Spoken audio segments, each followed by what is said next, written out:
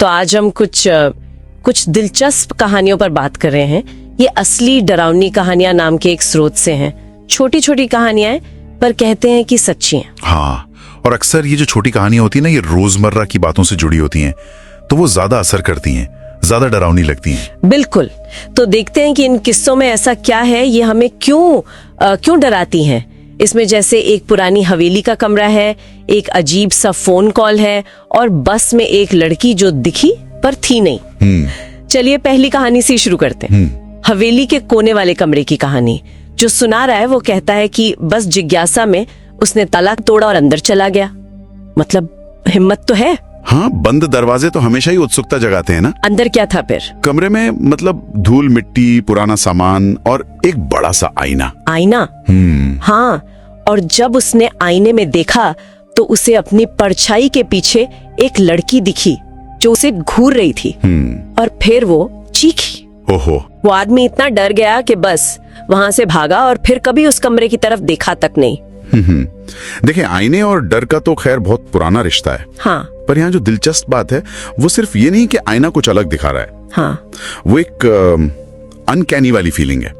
मतलब कोई जानी पहचानी चीज जैसे आईना जब आपकी उम्मीद के बिल्कुल उलट बर्ताव करे ना, हाँ, तो वो ज्यादा डराती है। अच्छा, मतलब परिचित चीज का अपरिचित हो जाना। बिल्कुल वही। हाँ, तो ये डर क्या सिर्फ आईने का है या वो जो पुरानी वीरान हवेली का माहौल होता है उसका भी कुछ असर होता है? अकेली जगह डर को बढ़ा देती है। यकीनन यकीनन, माहौल का तो बहुत बड़ा हाथ होता है। हाँ। पुरानी बंद जगह, हाँ, वो अपने आप में एक अनजाने का प्रतीक है। हाँ। और आईना क्या करता है, वो उस अनजाने को एक चेहरा दे देता है, वो भी आपकी अपनी परछाई के साथ। हाँ। तो ये एक तरह से डर को दुगना कर देता है। सोचने वाली बात तो ये तो। और सोचने की बात आई है तो अगली कहानी में एक ऐसा फोन कॉल है जो किसी को भी सोचने पर मजबूर कर देगा। एक आदमी देर रात ऑफिस में काम कर रहा है। हाँ। और उसे फोन आता है उसकी स्वर्गीय माँ के नंबर से। अरे ये तो अपने आप में ही बहुत अजीब है। हाँ, और फोन उठाने पर दूसरी तरफ से आवाज नहीं आती, सिर्फ सिसकियों की, हल्की हल्की।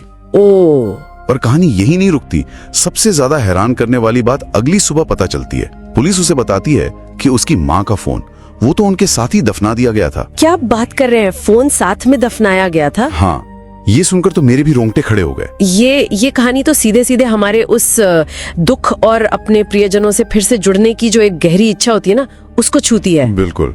लेकिन इसमें टेक्नोलॉजी का इस्तेमाल, फोन का इस्तेमाल इसे एक अलग ही लेवल पर ले जाता है।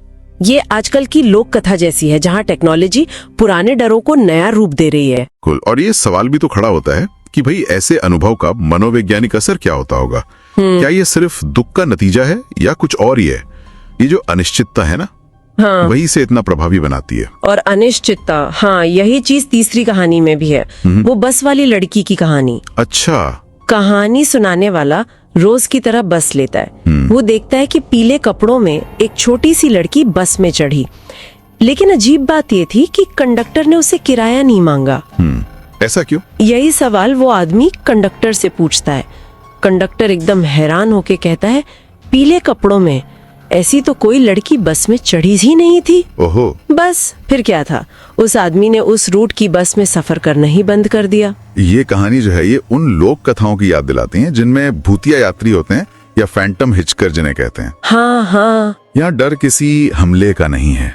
डर इस बात का है कि आपकी वास्तविकता पर ही सवाल उठ गया। क्या उसने सच में उस लड़की को देखा था या वो बस उसका वहम था? शायद ये सबसे ज्यादा परेशान करने वाला डर होता है ना, जब आप खुद जो देख रहे हैं उस पर ही शक होने लगे।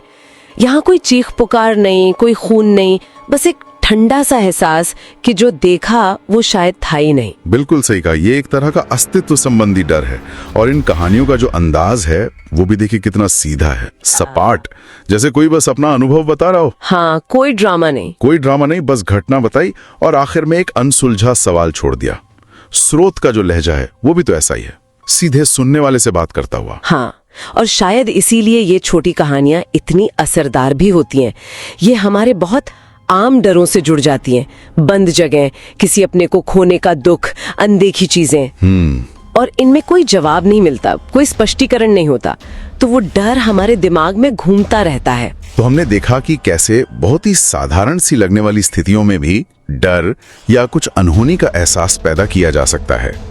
ये कहानियां ऐसे पेश की गई हैं जैसे किसी का निजी अनुभव हो, जिनका कोई लॉजिकल अंत नहीं है। बिल्कुल, ये हमें याद दिलाती हैं कि वो जो अनजाना है वो शायद उतना भी दूर नहीं है जितना हम सोचते हैं। हमारी रोज की दुनिया में ही कहीं छुपा हो सकता है। सही बात। और ये हमें एक सवाल के साथ छोड़ जाती हैं कि असली डर बाहर की किसी घटना में है या वो हमारे अपने मन के अंदर ही बैठा है। ये सवाल शायद इन कहानियों से भी ज्यादा डरावना है।